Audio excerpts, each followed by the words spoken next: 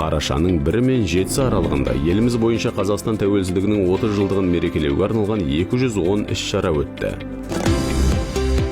Қазақстан тәуелсіздік жылдары 330 миллиард доллардан астам тікелей шетелдік инвестиция тартты. Елімізде индустрияландыру мен цифрлық дамудың мемлекеттік бағдарламалары жүзеге асырылуда. Республика электрондық үкіметтің даму деңгейі бойынша Біріккен ұлттар ұйымы рейтингісінде 193 елдің ішінде 29-шы орында тұр. Осы аптада мемлекет басшысы Екібастұздағы темір жол кластерінің даму көрсеткіштерімен танысып, ондағы серпінді клеммалар мен бұрандалар шығаратын Ferrotransтрейд жаңа зауытын іске қосты. Зауыт алдағы уақытта аталған құрамдас бөлшектердің импортынан толығымен бас тартуға мүмкіндік бермек. Қазақстан тәуелсіздігінің 30 жылдығына орай барлық өңірлерде ірі мәдени іс-шаралар өткізілуде. Нұр-Сұлтанда театр фестивалінде елорда тұрғындар үшін 30 қойылым көрсетілді. Сол сияқты Оралда мерейтойға орай Томирис тарихи спектаклінің премьерасы болды.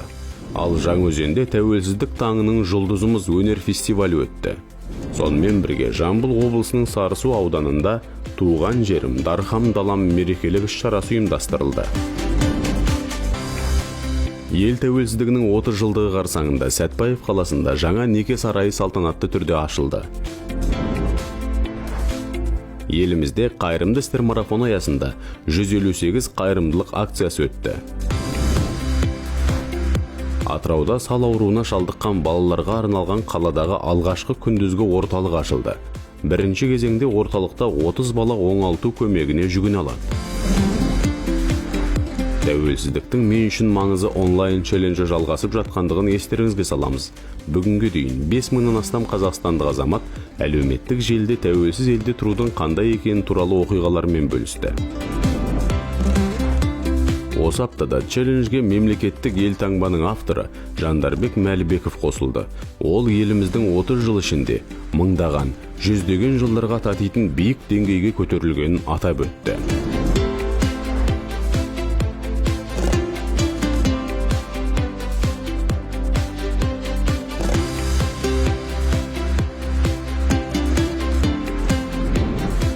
Тәуелсіздіктің 30 жылдығын атап өтуге қатысты барлық шаралармен 30 жыл KZ сайтында таныс бола аласыздар.